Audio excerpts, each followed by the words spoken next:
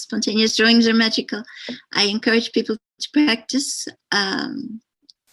Just put a white sheet of paper on the table with, I always have a choice of crayons. They have to be nice crayons. I like good material. Crayons, pencils, felt tip pens, one gray pencil, and never an eraser. We never put an eraser on the table. And just say, draw me a tree, draw me a house, draw me a person.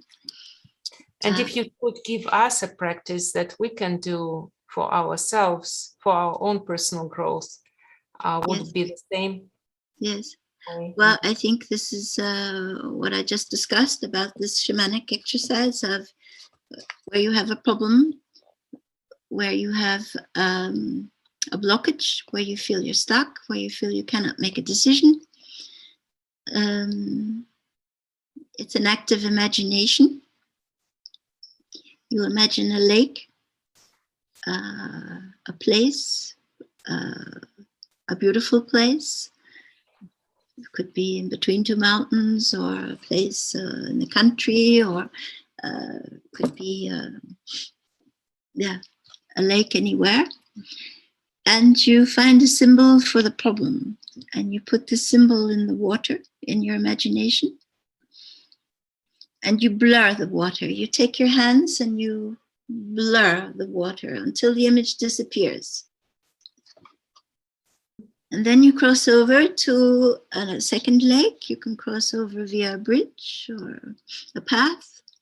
You cross over to a second lake, and in that second lake, you put a symbol, an opposite symbol, a symbol that represents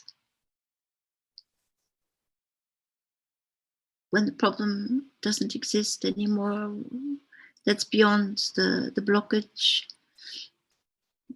And you leave the symbol in the water. You draw it, you paint it, you work on it, you amplify it. Jung always amplified symbols, because when you amplify a symbol, it gives power. Symbols are natural in the psyche. They affect the psyche at a deep level. And it's not rational. You get an experience from the transformation of symbols, which is always healing. But you have to work on the symbol. When we were in the Institute, everybody had to do work on a symbol, specific symbol, but it was the most passionate. Everybody was passionate about working on their symbol. You can take anything as a symbol. You can take the tree and work on it. You can take anything. There's in the Altai region of Russia, there's a museum to the sun. And the shaman has suns that were drawn and painted from all over the world. It's only about the sun.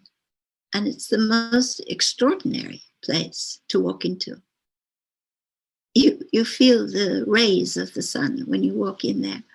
It's an amazing experience. It's in it's Koska in the Altai. It's Koska in the Altai region.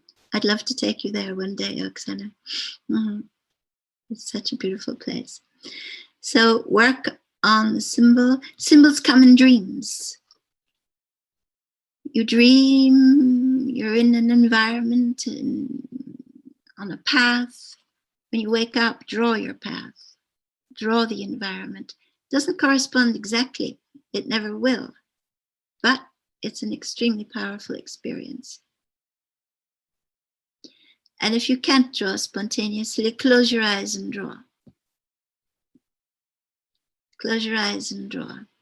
If you find that you're too stylish. But even when you're thinking it out, like my young girl of 14, who was a thinking type, even when you're thinking it out, the unconscious will reveal what it wants to reveal in spontaneous drawings. The key is to be spontaneous.